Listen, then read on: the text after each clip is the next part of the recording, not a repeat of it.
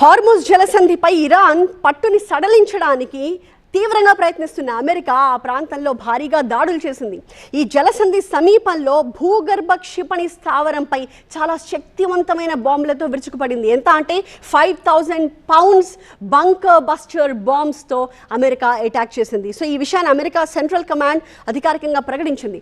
Hormuz జలసంధికి సమీపంలోని Iran క్షిపణి స్థావరాలు ఏవైతే ఉన్నాయో అక్కడ యాంటీ షిప్ క్రూజ్ క్షిపణులు అంతర్జాతీయ సముద్ర రవాణాకి ముప్పుగా మారిపోయాయి. అందుకే ఈ స్థావరాల్ని లక్ష్యంగా చేసుకున్నాము అని చెప్పి అమెరికా చెప్తోంది.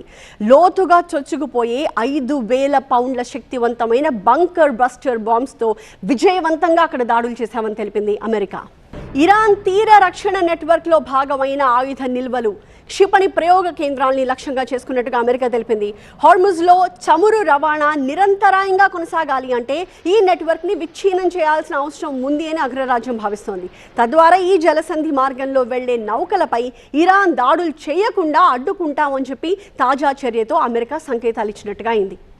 అయితే ఇక్కడ అమెరికా అధ్యక్షుడు ట్రంప్ కొన్ని కీలకమైన వ్యాఖ్యలు చేశారు. హార్ముజ్ జలసంధికి యుద్ధ నౌకల్ని పంపించడానికి నేటోతో పాటు ఆ మిత్ర దేశాలు కూడా నిరాకరించాయి అంటూ అమెరికా అధ్యక్షుడు డొనాల్డ్ ట్రంప్ ప్రకటించిన కొన్ని గంటల్లోనే ఈ దాడి జరిగింది. సాధారణంగా బంకర్ బస్టర్ బాంబులను భూగర్భంలో ఉండే లక్ష్యాలను ధ్వంసం చేయడానికి వినియోగిస్తారు.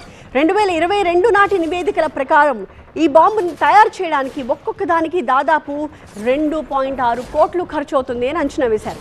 గతేడాది ఇరాన్ అణు కేంద్రాన్ని లక్ష్యంగా చేసుకున్నప్పుడు అమెరికా ఈ బంకర్ బస్టర్స్నే ప్రయోగించింది. అయితే ఆనాటి దాడుల్లో 30,000 పౌండ్ల బంకర్ బస్టర్ బాంబ్స్ని అగ్రరాజ్యం ఉపయోగించింది.